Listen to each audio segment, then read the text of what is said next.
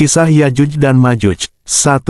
Asal-usul Yajuj dan Majuj. Di zaman yang sangat lampau, ketika peradaban manusia masih tersebar dalam suku-suku kecil, hiduplah dua kaum yang dikenal sebagai Yajuj dan Majuj.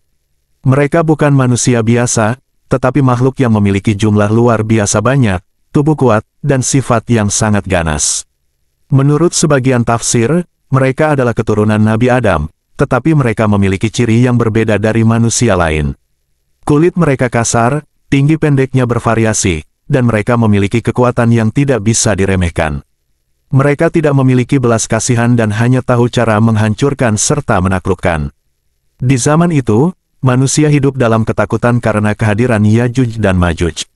Mereka merusak segala yang mereka lalui, membunuh manusia, menghancurkan desa, dan menghabiskan sumber daya alam. Tidak ada yang bisa menghentikan mereka, hingga Allah mengutus seorang raja yang saleh dan kuat, Zulkarnain. 2. Zulkarnain dan tembok besi. Zulkarnain adalah seorang penguasa besar yang dikaruniai kekuatan dan kebijaksanaan oleh Allah. Dalam perjalanannya, ia menemukan suatu kaum yang mengadu kepadanya. "Wahai Zulkarnain, Yajuj dan Majuj telah membuat kerusakan besar di negeri kami.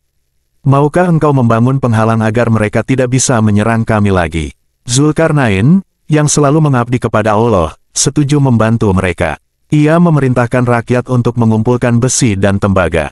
Dengan teknologi yang dimilikinya, ia mencairkan tembaga dan menuangkannya di antara tumpukan besi, menciptakan sebuah tembok raksasa yang kokoh. Ketika tembok itu selesai, Yajuj dan Majuj berusaha menghancurkannya. Mereka menggali dan mencoba memanjat, tetapi selalu gagal. Namun, mereka tidak menyerah. Setiap hari mereka menggali sedikit demi sedikit. Namun, setiap malam, Allah mengembalikan tembok itu seperti semula, membuat usaha mereka sia-sia. Demikianlah, Yajuj dan Majuj terus berusaha keluar, tetapi mereka tetap terkurung selama ribuan tahun. 3. Tembok runtuh dan keluarnya Yajuj dan Majuj. Hingga suatu hari, pemimpin mereka berkata, "Besok kita akan melanjutkan menggali, insya Allah." Tanpa mereka sadari, kata insya Allah yang mereka ucapkan mengubah takdir mereka. Keesokan harinya, lubang yang mereka gali tetap seperti semula, tidak kembali tertutup seperti biasanya. Dengan penuh semangat, mereka meneruskan penggalian hingga akhirnya tembok itu roboh. Seperti air bah, Yajuj dan Majuj menyerbu keluar. Mereka menyebar ke seluruh dunia dengan kecepatan luar biasa. Mereka membunuh, menghancurkan kota, dan menghabiskan sumber daya dengan rakus.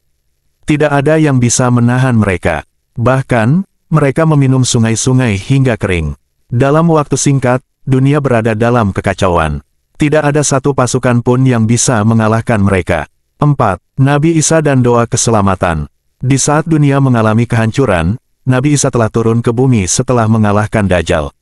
Bersama pengikutnya, ia mencari perlindungan di Gunung Tur. Mereka tidak bisa melawan Yajuj dan Majuj secara langsung, karena jumlah mereka terlalu banyak dan kekuatan mereka luar biasa. Nabi Isa dan pengikutnya lalu berdoa dengan khusyuk, memohon kepada Allah agar menyelamatkan mereka dari bencana ini. Allah pun mengabulkan doa tersebut. Dalam semalam, Allah mengirimkan sejenis cacing kecil yang masuk ke dalam tubuh Yajuj dan Majuj. Makhluk-makhluk itu tiba-tiba tersungkur dan mati bergelimpangan. Dalam waktu singkat, semua Yajuj dan Majuj lenyap, tetapi masalah baru muncul. Mayat mereka yang sangat banyak mulai membusuk dan menimbulkan bau yang luar biasa busuk di seluruh bumi. 5. Dunia dibersihkan dan kembali tenang. Sekali lagi, Nabi Isa dan para pengikutnya berdoa kepada Allah. Allah lalu mengirimkan burung-burung raksasa yang mengambil mayat-mayat Yajuj dan Majuj, lalu membuangnya ke laut. Setelah itu, hujan turun selama berhari-hari, membersihkan bumi dari bau busuk dan kehancuran yang ditinggalkan oleh makhluk-makhluk itu. Setelah Yajuj dan Majuj musnah, dunia kembali tenang. Nabi Isa dan pengikutnya turun dari gunung dan membangun kembali kehidupan.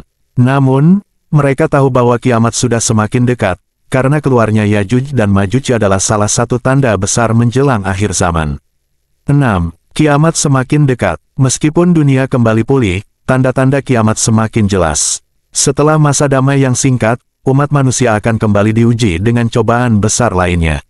Matahari akan terbit dari barat, binatang melata akan keluar dari bumi, dan akhirnya, sangkakala akan ditiup, menandakan kiamat telah tiba. Kisah Yajuj dan Majuj adalah pengingat tentang kekuatan Allah dan bagaimana dunia ini memiliki akhirnya. Mereka adalah bagian dari skenario besar yang telah Allah tentukan sebagai salah satu tanda menjelang kiamat. Bagi manusia, kisah ini menjadi peringatan agar selalu beriman, bersabar dalam menghadapi ujian, dan bersiap menghadapi kehidupan setelah mati.